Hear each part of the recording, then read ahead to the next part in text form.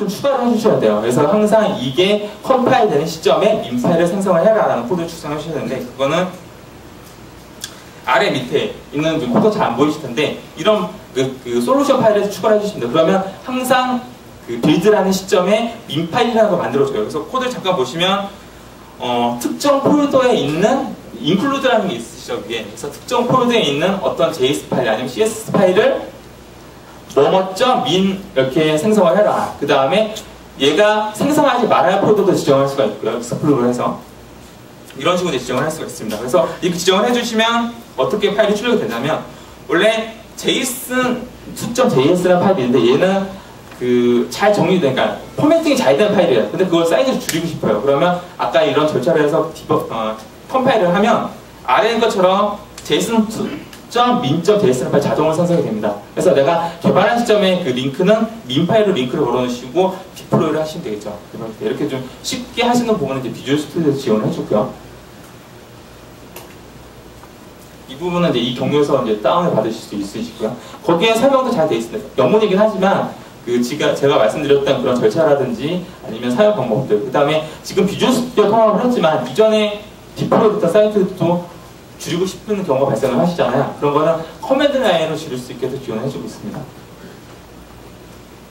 그럼 일단은 MVC에서 그 스크립트 라이브러리를 사용할 수 있는 준비는 다 됐고요. 이걸 가지고 어떻게 MVC에 적용을 할 거냐에 대해서 알아보도록 하겠습니다.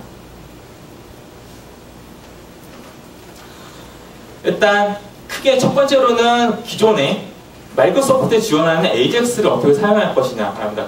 저희가 AJAX 프레임워크를 사용하시는 거는 UI적인 측면, 그러니까 데이터를 받아와서 JSON이건 XML 파일이건 간에 데이터를 받아와서 그거를 처리하는 부분도 존재를 하지만 서버의 통신을 때문에 쓰는 경우도 있죠. 대표적인 게 AJAX죠. 그래서 통신은 XHR을 통해서 통신을 하고, 그 다음 스크립트 로직은 자바스크립트로, 그 다음에 뷰는 XHTML과 CS를 통해서 구현을 하는 게 보통 AJAX라고 얘기를 하는데, 이 전반적인 AJAX도 저희가 일반적으로 구현을 하려면 많은 스크립트가 작성이 돼야 되죠. 일단 통신 관련된 거, 그 다음 데이터 받아오는 거, 그 다음에 그 받은 데이터를 JSON이건 XML로 액티베이션을 하고 사용하는 방법들, 이런 일련의 작업들이 많이 존재하는데, 이제 그 엠스탄넷 AJAX 기존의 그 스크립트를 사용하시면 그런 부분이 되게 추상화가 많이 돼 있죠. 그래서 그거를 사용하실 때는 일단 말씀드렸던 두 가지 스크립트를 추가를 해주셔야 되고요. 기본적으로 AJAX와 그 다음에 MVC를 위한 AJAX 파일을 추가를 해주시면 그런 스크립트를 일반적으로 사용할 수 있습니다. 그리고 기존에 MVC에서 폼을 작성하실 때는 HTML 비긴 폼이라는 걸 작성하셨죠. 이전에 보셨죠. 이전 시간에. 근데 AJAX에서 비동기를 어떤 처리를 통해서 데이터를 가져오겠다고 하시면 AJAX는 비긴 폼이라는 그 메소드를 지원해 줍니다. 그래서 이 안에 블럭에서 어떤 코드를 작성하시면 이 안에 데이터들에 대한 핸들링은 비동기적으로 현재 페이지가 바뀌는 게 아니라 비동기로 데이터를 가져와서 처리하게 이제 동작을 하고 있습니다. 이런 부분은 기존의 클래식에서는 업데이트 패널 같은 거와 좀 유사하게 동작하신다고 생각하시면 쉬우실 것 같아요. 근데 업데이트 패널이 되게 사용자 측면에서 되게 개발자, 사용자가 아니라 개발자죠. 개발자 측면에서 되게 편하긴 한데 단점이 존재를 하죠. 단점이 뭘까요? 업데이트 패널 단점. 가장 큰 단점이라고 할 수 있는 부분은 업데이트 패널에서 어떤 액션이 일어날 때 뷰 스테이트가 같이 다 올라가죠. 그렇기 때문에 내가 처리하는 단순히 어떤 그 조회 쿼리를 위한 파라미터 하나 넘기기 위함인데 전체적인 뷰 스테이트가 다 올라가는 거죠. 그게 사이즈가 작으면 상관없는데 크다라고 하면 오버헤드가 많이 발생하죠. 내가 하는 작업 이외에 전체적인 페이지가 렌더링 되는 것보다는 적겠지만 아무래도 뷰 스테이트가 보통 클래식에서는 되게 많은 비중을 차지하는데 그런 부분이 오버헤드가 발생하는 부분이 존재합니다. 대신 그 오버헤드를 가지고 있어도 사용하는 부분이 뭐냐면 저희가 서버 사이드에서 현재 스테이터스를 다 알 수가 있죠. 변경된 데이터들. 그러게 이제 뷰 스테이트 나와서 올라가게 하는데 그런 편리함이 있는 대신 약간 오버헤드가 존재하는 부분. 그거를 이제 포기를 하면서 이제 그 업데이트 패널을 사용해야 되는데 웹산넷 그 MVC에서는 뷰 스테이트가 존재를 하진 않죠. 그래서 포스텍 기반이 아니기 때문에 항상 새로운 요청이 가게 됩니다. 그런 부분은 이제 요청을 해서 어떤 처리가 되겠죠. 그러면 그 요청을 받고 받는 부분은 이제 컨트롤러가 해줄 거고요. 그러면 그 받은 요청을 가지고 어떤 결과치를 클라이언트에 내려보내줘야 되겠죠. 그래서 그 내려보는 부분을 어떻게 하냐면 보통 전체적인 렌더링이 아니라 부분 뷰. 그래서 파셜 뷰라는 부분이 존재하는데 저희가 뷰를 생성하실 때 보셨던 전체 뷰를 생성하는 부분이 있고 일부분만 하겠다는 파셜 뷰, 보통 그 유저 컨트롤 ASCS 파일로 남는 그 부분을 통해서 내가 필요한 부분만 이제 존재할 수 있는 부분이 존재합니다. 그래서 이 엘사는 AJAX를 통해서 MVC 사용하시면 이전에 업데이트 펜을 쓰시는 것보다는 적은 오버헤드를 통해서 저희가 좀 더 쉽게 빠르게 개발할 수 있는 부분이 존재합니다. 그래서 그 지금 AJAX 어떻게 요청되시는지 보실 텐데요. 그 저희가 브라우저에서 스트림이 어떻게 왔다 갔다 하는지 하는 프로그램이 존재하잖아요. 그래서 그걸로 그 어떤 스트림을 이제 딱 찍어보면 일반적으로 그냥 리퀘스트가 요청이 있는 부분과 AJAX를 통해서 리퀘스트 요청되는 부분과 구분을 할 수 있으면 좀 더 효율적으로 할 수 있겠죠. 그래서 비교를 해서 AJAX면 내가 필요한 부분만 렌더링하는 뷰 엔진으로 그 렌더링 해라고 파셜 뷰를 할 수가 있겠고 전체적인 기본적인 리퀘스트 맞다 그러면 전체 부분을 다 렌더링 해줘야 되겠죠. 뷰 엔진에서 그 부분을 이제 취사 선택을 해야 되는데 그럼 어떻게 구분할 거냐. 그래서 저희가 MVC에서는 밑에 보시는 것처럼 xRequested with라는 그 헤더가 항상 추가가 됩니다.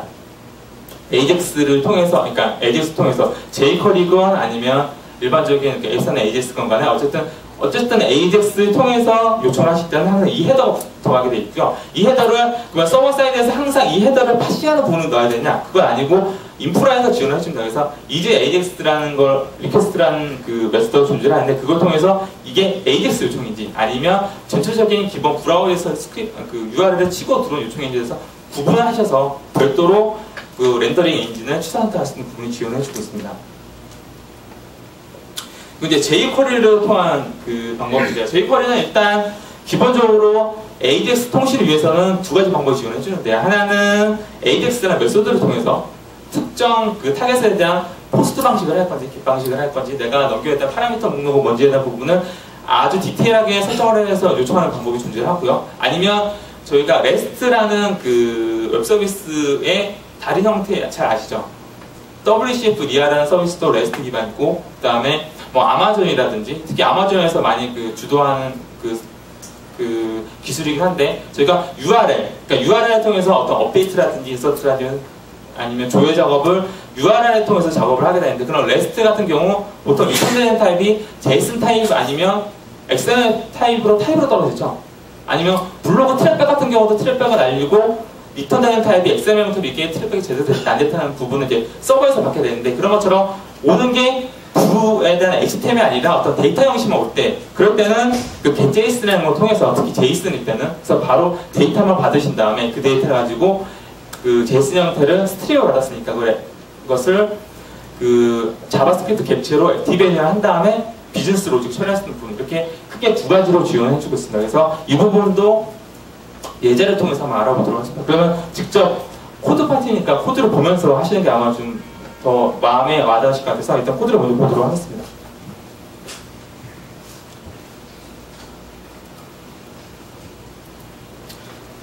예제를 한번 먼저 보시죠.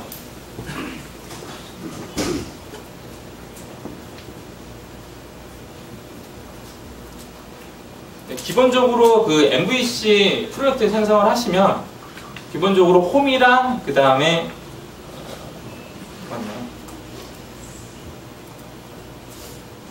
홈이랑 정보라는 그 기본적으로 템플릿 존재를 하죠. 그래서 뭐 로그인이라든지 아니면 보통 회원가입 같은 부분은 이제 자동으로 하는 샘플 코드가 있고요. 나머지 부분은 이제 여러분들 추가를 하셔도 되고 아니면 그 클린한 템플릿은 이제 추가를 할 수가 있는데 일단 첫 번째 예제는 아까 말씀드렸던 그 X탄의 AJAX를 통해서 사용하는 방법이고요. 두 번째 예제는 jQuery를 통해서 그 서버에 그 JSON 파일로 내려주는 부분을 요청을 해가지고 데이터를 받고 그걸 액티베이션해서 URL이 뿌리는 부분 이 두 가지를 이제 보도록 하겠습니다. 일단 첫 번째는 X탄의 AJAX를 사용하는 방법인데요.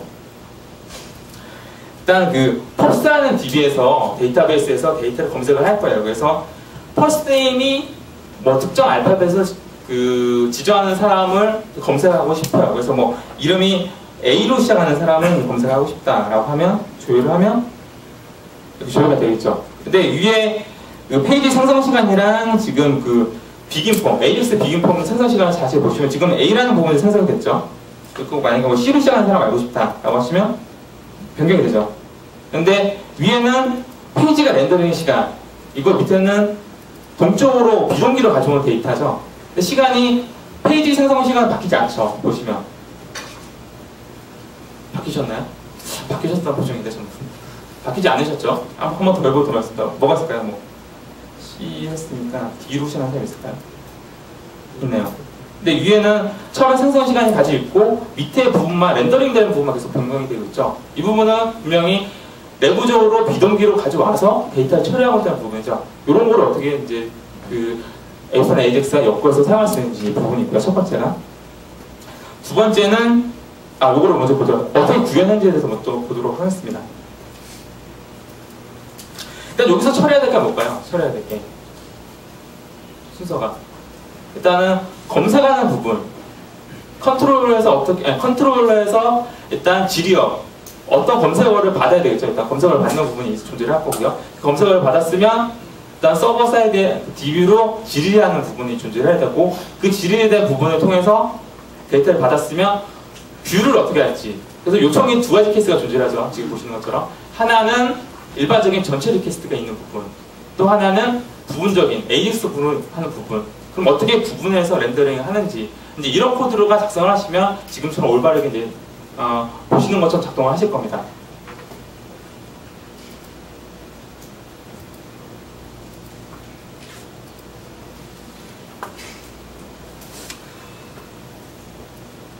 그럼 일단 뷰는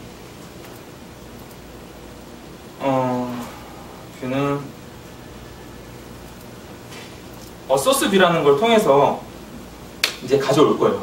아까 그 펍스라는 DB에서 가져온 테이블명인데 소스라는 거에서 그 사람이 특정 이름이 퍼스트 네임이 뭘로 시작하는 사람을 검색을 할 겁니다. 그러면 뷰는 얘가 되는 거고요. 컨트롤러의 액션은 제가 여기 것처럼 소스 뷰라는 걸 통해서 이제 그 액션을 처리를 할 거예요. 근데 아까 말씀드렸던 것처럼 요청이 두 가지 케이스가 존재한다고 그랬죠. 하나는 AJAX라는 요청이랑 아니면 일반적인 그냥 요청. 그래서 다르게 뷰가 처음에 요청할 때는 전체 렌더링이 한번 돼야 되는 거죠. 그래서 그 부분을 조율하는 게 이렇게 파셜뷰로 나눌 수가 있습니다. 그래서 뷰 데이터 넘길 때 하나는 AJAX 리퀘스트를 통해서 이게 AJAX 요청이냐 그러면 특정 그 뷰 렌더링으로 분기를 해서 거기서 여기 보시면 내가 특정하게 있는 뷰를 지정을 하시죠. 그래서 거기서 렌더링 해주는 거고요. 그렇지 않으면 일반적인 렌더링을 해라는 부분이 존재를 합니다. 그래서 얘는 파셜뷰를 선언을 했어요. 그래서 파셜뷰는 보통 ASCS 파일로 생성이 되죠. 유저 컨트롤로. 그래서 보시면 유저 컨트롤 이렇게 선언을 했습니다. 그래서 이 부분은 쉐어드에 넣으셔도 되고 지금 제가 오늘 데모 예제를 한 코드 파티라는 곳에 넣긴 했는데 보통은 유저 컨트롤은 재사용을 하기 위해서 유저 컨트롤을 빼죠. 그렇기 때문에 아마 쉐어드에서 넣으시는 게 좀 더 유용하게 사용할 수 있으실 것 같아요. 근데 보통 저희가 그 MVC 그 엔진은 보통 자기 컨트롤러에 있는 포인트 하이에 찾거나 없으면은 쉐어드 같이 찾게 돼 있죠. 그래서 뭐 그거는 크게 상관을 안 하셔도 되는데 코드 정리하는 차원에서는 아마 쉐어드에 가는 게 맞으실 것 같고요. 그래서 뷰를 넘겨주는 부분이 존재를 하고요. 그럼 이 요청을 어떻게 해야 되냐 하면 아까 말씀드렸듯이 HTML이 아니라 AJAX 비기 폼을 통해서 요청을 하셔야 됩니다. 내가 그 AJAX를 호출하시겠다고 하면. 그래서 AJAX 비기 폼을 통해서 어떤 컨트롤러의 어떤 액션을 쓸 건지, 컨트롤러는 이미 정해져 있죠. 컨트롤러는 정해져 있으니까 내가 어떤 액션을 통해서 이 뷰 엔진을 렌더링 할 거냐 정해주는 부분이 존재를 해서 어떤 액션을 통해서 진행을 할 거고요. 그 다음에 이 기능을 처리할 때 옵셔널 뭐가 있느냐. 받아온 결과를 어디에 렌더링을 할 거냐, 어느 그 컨트롤에 그 렌더링 할 컨트롤을 지정을 해주는 거고요. 그 다음에 지금 서버 상황이 아주 좋으면 다행인데 가끔 네트워크 상황이 안 좋고라든지 아니면 그런 상황이 발생할 수가 있으시죠. 그래서 성공했을 때 콜백하는 부분 아니면 그 페일이 났을 때 콜백하는 부분은 잘 처리를 해주셔야 오류가 났을 때는 오류가 났을 때 분기라든지 아니면 사용자에게 다시 시도를 하다든지 그런 이제 안내 멘트 아니면 비즈니스를 처리할 수 있으시잖아요. 그런 부분 처리할 수 있는데 지금은 성공했을 때 또 다른 처리할 수 있겠죠. 뭐 인디케이터 같은 부분이 있을 때 인디케이터를 없앤다든지 하는 부분이 존재합니다. 그래서 그런 처리를 어떻게 할지에 대한 부분은 이제 코드를 작성하실 수가 있으십니다.